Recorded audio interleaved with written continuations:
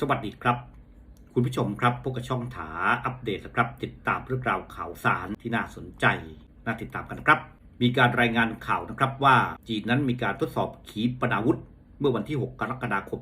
2569 ที่ผ่านมาเป็นการส่งสัญญาณชัดถึงพัฒนาการของศักยภาพการโจมตีกลับทางนิวเคลียร์ทางทะเลของจีนที่กำลังเติบโตแต่คำถามสำคัญคือใครคือเป้าหมา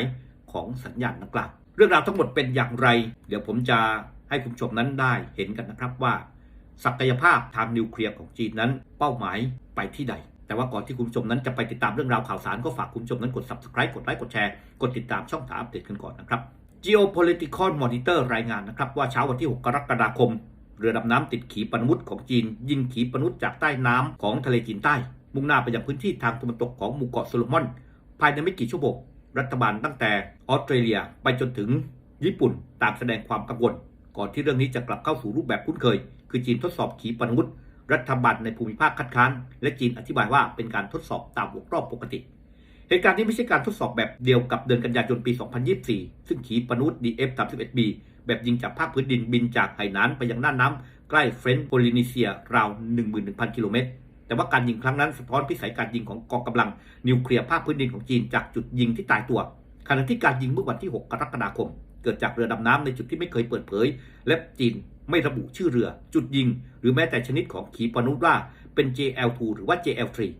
ความแตกต่างสำคัญนี้เพราะขีปนาวุธแบบยิงจากฐานปล่อยตายตัวพิสูจน์เรื่องจำนวนและพิสัยส่วนขีปนาวุธยิงจากเรือดำน้ำพิสูจน์เรื่องความอยู่รอดของระบบคือความสามารถในการรับการโจมตีก่อนแล้วยังตอบโต้กลับได้นักวิเคราะห์มองว่าการยิงครั้งนี้ยังเป็นห่วงโซ่การตอบโต้ทั้งหมดตั้งแต่การอนุวัตการยิงการขับเคลื่อนจากใต้น้ำไปจนถึงการบินและการตกถึงเป้าหมายอย่างมีผลสำเร็จอย่างไรก็ดีจีนยังไม่ได้แสดงความเห็นเกี่ยวกับยับยั้งทางทะเลแบบส่งกำลังประจำต่อเนื่องเหมือนสหรัฐหรือรัสเซียสิ่งที่จีนแสดงให้เห็นคือองค์ประกอบสำคัญขีดความสามารถลักษณะนี้สามารถทำงานร่วมกันได้ภายใต้เงื่อนไขที่ใกล้เคียงกันจริงๆซึ่งเป็นข้อสรุปที่แคบกว่าการบอกว่ากองกำลังนิวเคลียร์ทางทะเลของจีนสุกงอมเต็มที่อีกด้านหนึ่งนั้นควรแยกแยะให้ออกระหว่างหลักของ stability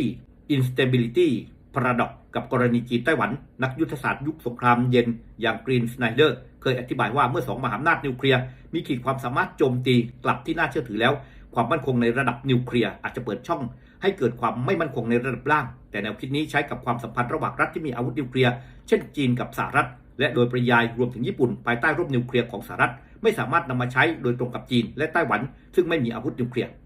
นัยยะที่ยังถูกนักวิเคราะห์ไม่มากนักก็คือว่าผลต่อฟิลิปปินส์โดยประกาศเตือนการเดินเรือและถ้อยแถลงของเจ้าหน้าที่ไต้หวันขีปนาวุธบินผ่านฟิลิปปินส์ก่อนตกทางตะวันตกของหมู่เกาะโซโลมอนขณะที่นักวิเคราะห์ของ CSIS เสนอว่าเส้นทางดังกล่าวอาจมีนัยยะสัญญาณเชิงแฝงอยู่อีกทั้งเมื่อต้นปีนี้หน่วยยามฝั่งฟิลิปปินส์เพิ่งกลายเป็นหน่วยยามฝั่งต่างชาติหน่วยแรกที่เข้าร่วมการฝึก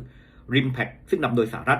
จากการตีความนี้ที่ถูกต้องการทดสอบในอนาคตควรถูกจับตาว่าจีนนั้นจัดเส้นทางผ่านใกล้น่านน้ำน่านฟ้าฟิลิปปินส์หรือเขตเศรษฐกิจจำเพาะในช่วงที่ฟิลิปปินส์ร่วมมือใกล้ชิดกับทางด้านสหรัฐและญี่ปุ่นหรือไม่เหตุการณ์เดียวกันนั้นอาจจะพิสูจน์ว่าหากรูปแบบเดิมเกิดซ้ำจะบ่งชี้ถึงการส่งสัญญาณที่มุ่งมายังฟิลิปปินส์มากกว่าจะเป็นเรื่องภูมิศาสตร์ล้วนๆ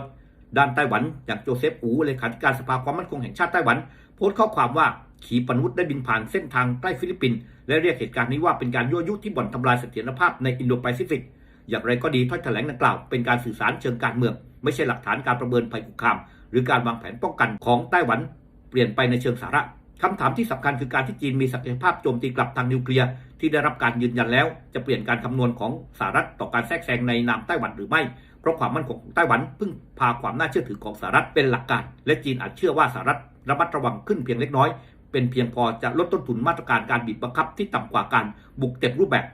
ตัวชี้วัดที่ควรจับตาคือถ้อยแถลงเรื่องสมุดปกขาวฉบับถัดไปของกระทรวงกลาโหมไต้หวันว่าระบุการพัฒนาขีดความสามารถทางทะเลของจีนหรือไม่หากถ้อยคำยังไม่เปลี่ยนสะท้อนว่าไต้หวันมองเหตุการณ์ 6 กรกฎาคมเป็นเพียงข้อมูลหนึ่งในแนวโน้มระยะยาวมากกว่าจะเป็นการพัฒนาที่ต้องตีความต่างออกไปการประนามต่อสาธารณะอาจจะไม่ใช่ตัวชี้วัดที่สำคัญอีกต่อไปเพราะญี่ปุ่นและนิวซีแลนด์ออกแถลงการแข็งกร้าวที่สุดขณะที่ฟิลิปปินส์และไต้หวันซึ่งตอบสนองต่อสาธารณะเบากว่าอาจเป็น2รัฐบาลที่กำลังปรับคำนวณในเชิงลึกมากกว่าดังนั้นผู้สังเกตการจึงต้องจับตาปฏิกิริยาบนเวทีสาธารณะกับการปรับยุทธศาสตร์ในเบื้องหลังจะสวนทางกันเมื่อใดนี่ก็เป็นความเคลื่อนไหวที่น่าสนใจนะครับว่าการที่จีนทดสอบขีปนาวุธจากเรือดำน้ำเตือนสหรัฐไต้หวันฟิลิปปินส์ถึงศักยภาพนิวเคลียร์ทางทะเลของจีนที่มีศักยภาพมากยิ่งขึ้นนั่นเองครับ